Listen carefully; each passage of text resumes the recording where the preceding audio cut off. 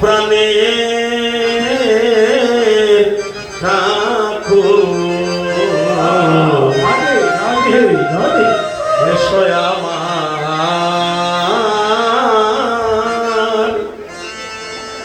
এসো আমার হৃদয় মাঝে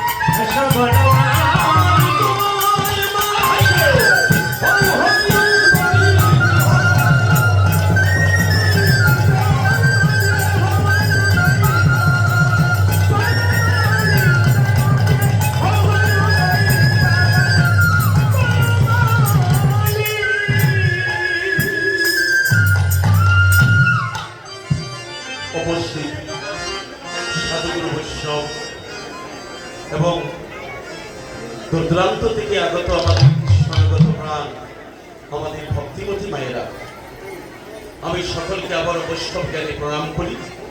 আজকে এদিকে তো কথা হচ্ছে হরিবল রাধে রাধে। আমি সকলের চরণে নিবেদন করছি, আমরা যেন কৃষ্ণ কথায় যে 5টি রসের ভিতরে ভগবানকে যারা পেয়েছে, এই যে আপনাকে বলছি দয়া করে একটু নীরবতা ত্যাগ দিবেন, কথা বললে তো আরেকজনের সুবিধা হবে। ভগবানকে হ্যালো বাবা টোনটা এরকম, ভগবানকে যে 5টি রসের ভিতরেই ভক্তরা পেয়েছে, আমরা সকলেই চেষ্টা করব যেন এই রসের ভিতরে আমাদের মনটাকে নিমজ্জিত করতে পারি। কারণ প্রেম যদি সৃষ্টি না হয়, মুখস্থ কীর্তন করে কিন্তু ভগবানকে পাওয়া যায় না। ভগবানকে পেতে হলে অন্তরে প্রেম সৃষ্টি হতে হবে। তা প্রেম কখন হবে? শুনতে শুনতে সঙ্গীত রসসোদার মধ্যে মানুষের মন যখন নিমজ্জিত হয়ে যায়, তখনই তার মধ্যে ভগবানের আবির্ভাব ঘটে। যেমন আমরা মূর্তি পূজা করি, মূর্তি পূজা করে মূর্তিতে সাকার ভগবান দেখতে পাই না, বা যে দেবীর পূজা করি তাকে আমরা পাচ্ছি না, কিন্তু ওখানে তিনি আছেন। কখন হয়? যখন ভক্তের মধ্যে প্রেম সৃষ্টি হয়েছে, তার আকুলতা তার ব্যাকুলতা উজাড় করে যখন আত্মসমর্পণ করে দেয়, তখন তার মধ্যে তারে দর্শন করতে পারে। রাধে রাধে। আমরা আজকের সেবার সঙ্গনে আমার আগের যে লীলাটা শুনেছেন, এটা হলো গোষ্ঠ লীলা, উদয় গোষ্ঠ। আমি মধ্যাহ্ন লীলায় দাঁড়িয়েছি আপনাদের সম্মুখে। আমার অনিচ্ছাকৃত ত্রুটি সকলেই ক্ষমা করবেন। আমি আপনাদের সন্তানের মতো। আমি বহুদিন আগে এখানে আসছিলাম, এত সুন্দর পরিবেশ ছিল না। আজকে তারণগাঁওবাসী এত সুন্দর করে ভগবানের বাসস্থান নির্মাণ করে ভক্তদেরকে এত সুন্দর পরিবেশ দিয়েছে বসার, বা যেখানে একটা মন্দির ভগবানের স্থান সেবা সঙ্গম তৈরি করে হয়েছে। আমি সেই গ্রামবাসীর সকলের কাছে আমি চিরঋণী এবং কৃতজ্ঞতা জ্ঞাপন করছি। কারণ আমাদের সনাতন ধর্মের ধর্ম শিক্ষা এবং প্রজন্মে যে ছোট ছোট বাচ্চা কাচ্চারা শিখবে এমন কোনো প্রতিষ্ঠান আমাদের নেই। কিন্তু পাশাপাশি আরেকটা ধর্ম আছে, তাদের প্রতিটা গ্রামে গ্রামে এই ধর্ম শিক্ষার প্রতিষ্ঠান তারা নির্মাণ করে রেখেছে। আমাদের এখানে একটা ভক্তি দেওয়ার স্থান যে হয়েছে, এতে আমি কতটা যে আনন্দিত। আজকে যে মহামিলন ক্ষেত্র যারা তৈরি করেছে, আমাদের অনুষ্ঠানের কত প্রয়োজন। আমার মনে হয় এই বছর, এই 26 সালের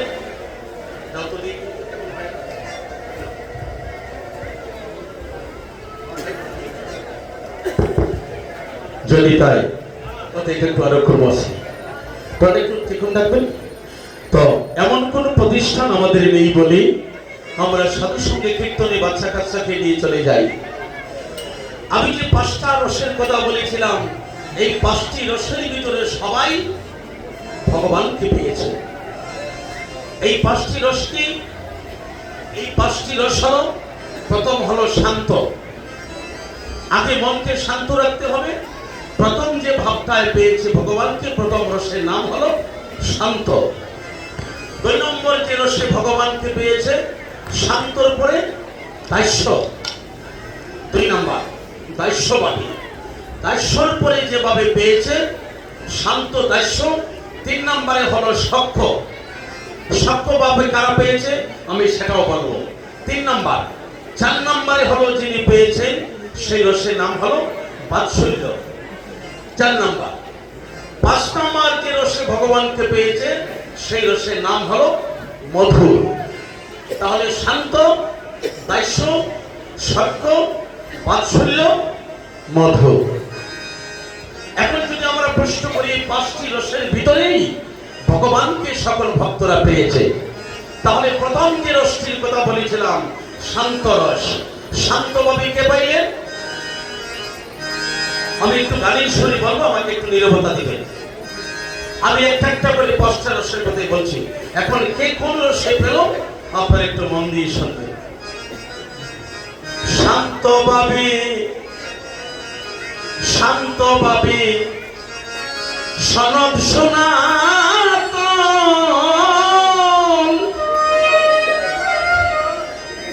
ওরে পেয়েছিলেন গোলকের দল, আমার শ্রীকান্তের চরণ।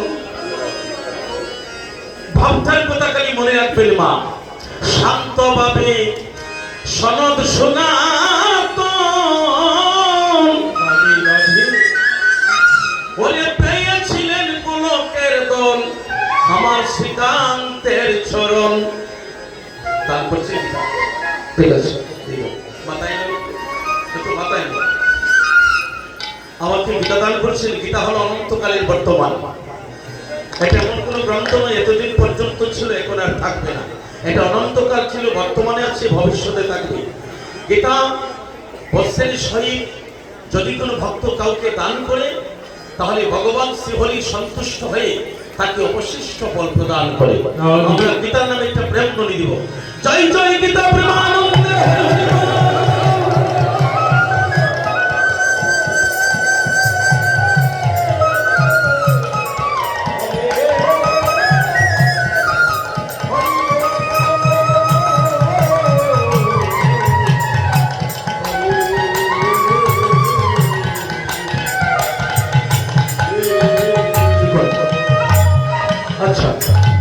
শান্তভাবে সনদ সনাতন পেয়েছিলেন গোলকের দল, আমার শ্রীকান্তের চরণ। একটা ভাব গেল। শান্তভাবে কে পাইলেন? সনাতন। আমরা তো মানুষ পরিবার। তাহলে 2 নম্বরে বলেছিলাম কি ভাব? দাস্য। দাস্যভাবে হনুমানে, দাস্যভাবে হনুমানে অন্তরেশি তারাম দেখায়। দাস্যভাবে হনুমানে অন্তরেশি তারাম দেখায়। কৃষ্ণ প্রেম সকলে কি পায়? রাধু রাধে। যে পায় রে সে পদে পদে পায়। কৃষ্ণ প্রেম সকলে কি পায়? তাহলে কয়টা ভাব গেল? 2টা। শান্ত গেল আর দাস্য গেল। মনে রাখবেন 2টা গেল আর 3টা বাকি রয়েছে। সত্যভাবে, সত্যভাবে ব্রজেরা কালগণ ওরে কৃষ্ণ সখা সঙ্গে নিয়া তারা করত গোচারণ। সত্যভাবে ব্রজেরা কালগণ কৃষ্ণ সখার সঙ্গে নিয়া তারা করত গোচারণ। তারা মিষ্টফল উচ্ছিষ্ট করিয়া, মিষ্টফল উচ্ছিষ্ট করিয়া তারা আনন্দে কৃষ্ণের খাওয়ায়। কৃষ্ণ প্রেম সকলে কি পায়? তাহলে 3টা গেল। শান্ত গেল, দাস্য গেল, সত্য গেল। এখন মায়ের দিকে আসছে। এখন বাৎসল্য ভাবে কে পাইল? বাৎসল্য ভাবে মা যশোদায় বেঁধেছিলেন পুলকের দল কিঞ্চিত নির্দায়। আপনি যশোমতী হতে পারবেন যদি সেই ভাব কান্তি আপনার মধ্যে থাকে। বাৎসল্য ভাবে মা যশোদায় বেঁধেছিলেন পুলকের দল কিঞ্চিত নির্দায়। তাহলে 4টা গেল। আরেকটা রয়েছে কি ভাব? মধুর। মধুর ভাবে পেয়েছিলেন, মধুর ভাবে পেয়েছিলেন আমার ব্রজের ব্রজ গোপিকায়। তারা মধুর ভাবে, মধুর ভাবে পেয়েছিলেন আমার ব্রজের ব্রজ গোপিকায়। কৃষ্ণ সকলে কি পায়? যে পায় রে পদে পদে পায়। কৃষ্ণ প্রেম সকলে কি পায়? আপনাদের আমি ভাবের দেশে কেন প্রবেশ করেছি? আপনাদের নবীগঞ্জ এলাকায় আমার এই শেষ কীর্তন। কীর্তন আছে, এটি আমার এলাকাতে শেষ কীর্তন। আর আসতে পারবো কিনা জানি না। মন কাঁদে। এই গ্রামের একজন পরম ভক্ত আমাকে ভালোবাসতেন। আমার মনে হয় 2-3 মাস আগে তিনি এই জনজগৎ থেকে বিদায় নিয়ে চলে গিয়েছে। ওই গ্রামেরই ছিল। আমি আপনাদের নবীগঞ্জ এলাকাতে যখন ছোটবেলা থেকে আসছি, অনেক মনের মানুষ, অনেক প্রাণীর ভক্তদেরকে আমি হারিয়ে ফেলছি। তারা চলে গিয়েছে।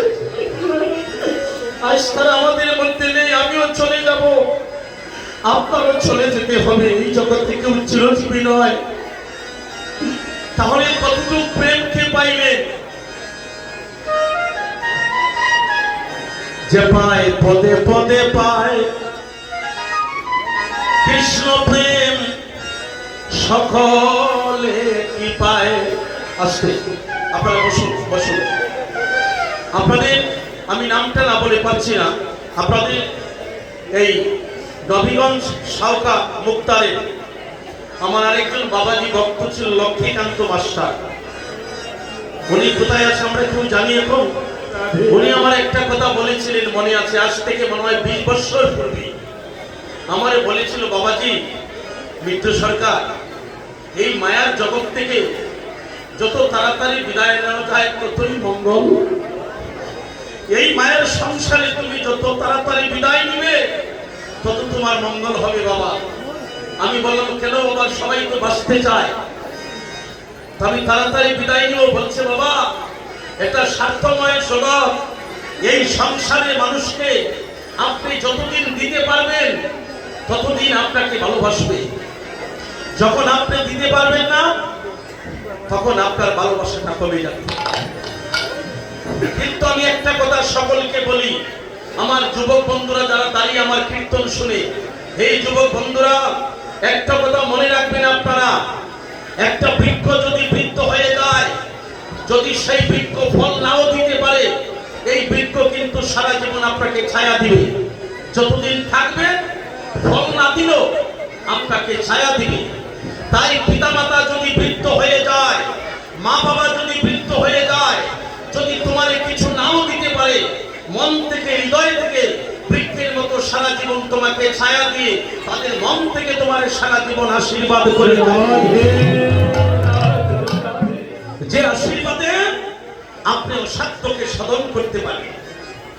কৃষ্ণ প্রেম পরশরতন কিঞ্চিত মাত্র পেয়েছিলেন রূপ সনাতন। রূপ সনাতন একজন ভক্ত, উনি কিঞ্চিত মাত্র পেয়েছে কৃষ্ণ প্রেমটাকে। কৃষ্ণ প্রেম পরশরতন কিঞ্চিত মাত্র পেয়েছিলেন রূপ সনাতন। তাহলে রূপ সনাতন যদি কিঞ্চিত মাত্র পায়, পরিপূর্ণ প্রেমটাকে পাইলেন। জানা আছে আপনাদের? পরিপূর্ণ প্রেমটাকে পাইলেন কৃষ্ণ প্রেম। পেয়েছিল পূর্ণানন্দ, পেয়েছিল পূর্ণানন্দ আমার ভক্ত রামা নন্দ রায়।